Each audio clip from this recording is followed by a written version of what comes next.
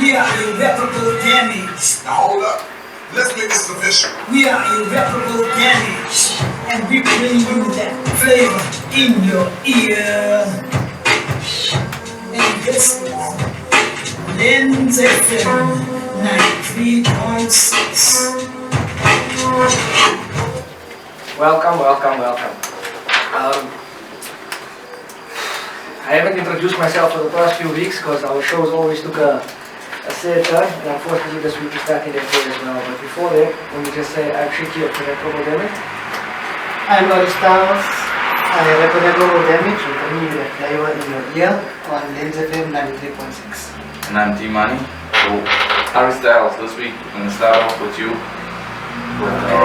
So what one of the biggest news that we have recently, which was yesterday, Shock G from Digital Underground passed away at the age of 57. If you know nothing about Shock G, if you watched one of the 500 Tupac documentaries or the movie, besides the fact that he was the Digital Underground, he executive produced Tupac's first album, he's basically the reason why you hear what most people regard as the greatest rapper of all time. Apart from getting his own accolades, he was someone to be revered. So in the past 3 weeks we've lost DMX, Black Rob, and Shock G. So right now we just want to pay rest in peace to Shock G and to do a better song. Basically a song that what Shock G, Shiki spoke about him earlier, yes, rest in peace. So we're gonna go straight into this week in hip hop history. On April 16th, 1955, DJ Kool Herc was born.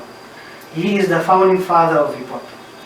It started from him. Founding father makes it sound like there were other people. He is the father of hip hop. Yes, okay. Let me rephrase my words. He is the father of hip hop. It started from him taking 2 vinyls, throwing a block party in the Bronx. And the first hip hop block party was at 15 Sedgwick Avenue on the 11th of August 1973. So what he used to do is he just produce break beats of music at that time, and basically creating a sound. It was disco records where they would keep playing the breakbeat over and over. Basically, I wouldn't be sitting here, you wouldn't be sitting here, Ari wouldn't be sitting here. The biggest genre in the world today would not exist. Your favorite rappers, artists, the people out there that like Drake, I can't understand why. None of these things would exist today if it wasn't for DJ Kool Herc. So his importance to music as a whole, to the world as a whole, because hip hop has shaped the culture, the way we dress, and a lot of other things would not exist without DJ Kool Herc. So we just like to say happy birthday to him. A lot of people don't even know his name, and it is ridiculous. Yes, it's like we said, it's the father. Following on the April 7th, 1957. April 17th, 1957, Africa Bambaataa. Now this is the second guy who's also, he basically followed DJ Kool Herc, and he started his own block party on his side of the Bronx, which is the Bronx River. And he was a member of the Black Space Gang, which he changed later into a philosophy called what they call the Zulu Nation. Yes, so he created his own street organization from the gang, and he created, and that's how basically hip hop started. From DJ Kool Herc to Africa Bambaataa. If you go further, it's Grandmaster Flash. Right, but then now we're going to go on April 18, 1961. Grandmaster Cass was born. He first encountered rap from DJ Kool Herc block party. So that's why it links. That's why we say DJ Kool Herc is the father, because this is where it started. He teamed up Grandmaster Cass. He teamed up with DJ Disco Was, and he's under the name of Casanova Fly, and they formed one of the first DJ crews. He's the first rapper to DJ and MC, and later in the 70s he joined the Cold Crush crew. As we spoke about all of this in our first show, we didn't know we'd have to get back to it, and especially in the same week. It's ridiculous that you had someone that we call the father of hip hop and 2 people that we call the godfathers of hip hop, all born in the same week. Literally, even if you go back to the things we spoke about in the first week, one of the first songs we played was Sugar Hill Gang, and that was the first blow-out hip-hop record. It was actually written by Grandmaster Cass. Africa Bambaataa had the first big record, Planet Rock. So right now, the 3 people that basically founded the culture that a lot of you people love back. The music that a lot of you people love was the greatest genre, the biggest genre in the world right now, and all three of them are born in the Okay, I'm same just gonna. There was a controversy with the sugar games of the rappers tonight, because if you hear they say the CAS. You spell Casanova because of Grandmaster Case. But it was actually Grandmaster Case's lines that they because his music was unpublished, they used it without. And zero. Anyway, we spoke about that. Let's move on. So- So can you say the next guy is the grandson of Hip-Hop? Nope, don't ever disrespect this man like that. Don't So who is he? The son of Hip-Hop? He is the savior. I wouldn't say I wouldn't just say savior of you. Listen, say what? He's the savior. Listen, we haven't even said what it is and we're jumping into a conversation. Okay, so I'm gonna come to the next, right? Yes, he's the savior of East Coast people. Just say what it is first before we have a discussion. Okay, so I'm going to say this: April 19, 1994, Nas released his debut album, IrRAParable. It debuted 12 on US Billboard 200. Although it debuted, I would still regard it as one of the best on that year. Listen, the album itself is highly regarded as one of the best, if not the best, hip-hop album of all time. I own 2 copies of it and I don't have a CD player. Why I own 2 copies I don't understand. But listen, that album changed everything. He was 19 years old.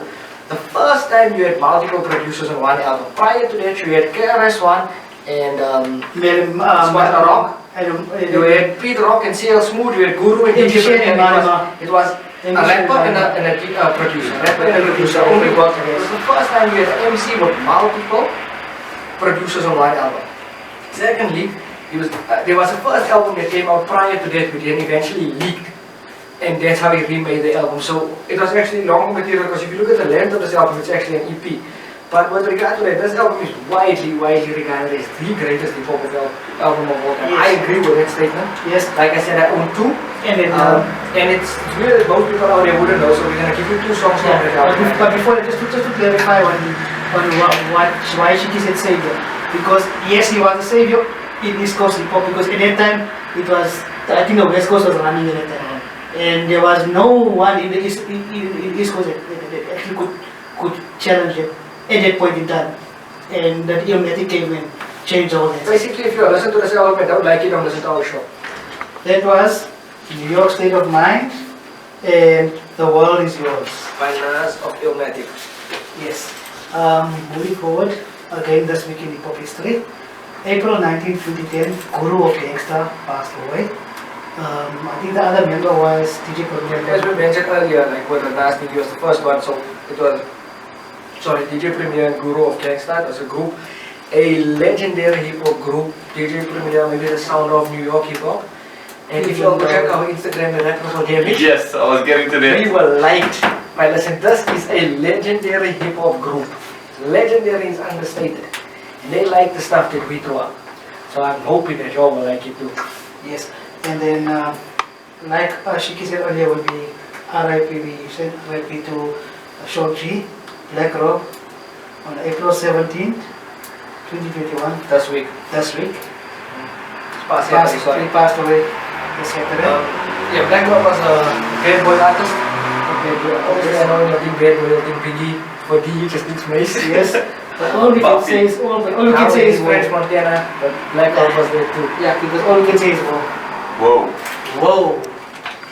First of all, Black Rob, rest in peace. But whoa. It's others you forgot about. And we're speaking about Noriega. N-O-R-E. Mr. Telling Champs himself. Mr. Podcast You himself. can't say Noriega and N-O-R-E without mentioning one half of Capone and Noriega. Yes, it's one half of So, war Capone. report. Yes. So, our artist you forgot about is basically Noriega, or N-O-R-E, or he's the one half of Capone and Noriega. So what actually happened in the start, before this 2 songs that we're going to come out of, he was a group between Capone and Noriega. Capone got locked up. And then Capone got locked up and then he started his solo. So let me put it this way. For a lot of you people out there that's actual hip hop heads that listen to podcasts and other things, you haven't forgotten about Nori in the sense of Nori as an entertainer, Nori as a host, Nori as a food show, Nori that has shows on Revolt. What we mean from a musical standpoint. a lot of people forgot what he's done in terms of music, the amounts of hits he's hit, the magnitude of hits he's hit, the sound of the War Report as an album. Like we spoke about Guru, Gangstar, DJ Premier, and that sound and all of those things. Norway and Capone and Noriega fit into that perfectly. If you listen to the War Report right now, that album basically sums up the entire sound of New York in the 90s, of hip hop in the 90s, a grimy, gritty. The records we're about to play for you does not match up to hip hop, all hits, but you know, it's known for the grime, grit, underground, dirty New York sound that most of us love. Right, so we're just gonna go what. I'm not gonna say anything anymore. Let me put it this way: if you don't listen to his music, you don't have to. Check out Ring James. Check out On the Run 18. Check out any interview he's done. He is literally the most entertaining person in hip hop. If you're in a bad mood, you will end up laughing. I guarantee. You will end up laughing. You will, once you listen to the point, you listen to this podcast, you are going to search. And you are going to listen. Alright, I will have another segment, but I'll give a shout out before that. We got our IrRAParable girl today in the studio with us. I want to shout out Chloe, Chanel, Kristen, Tai Tai, Zane, and Tracy. Hello, Uncle Zayn, hello, Uncle Tracy. This is from Lens FM 93.6 RRAPable and Shiki and Shanice. Okay, so next we're gonna get into our one hit wonder of the week. And I'm sure you know it's a Friday. don't tell him we just play the song. You know, it's a Friday, and I know you guys are getting a little bit. Listen to the song. I got something to say about the song. Listen to the song, and then you know what I say. What I say.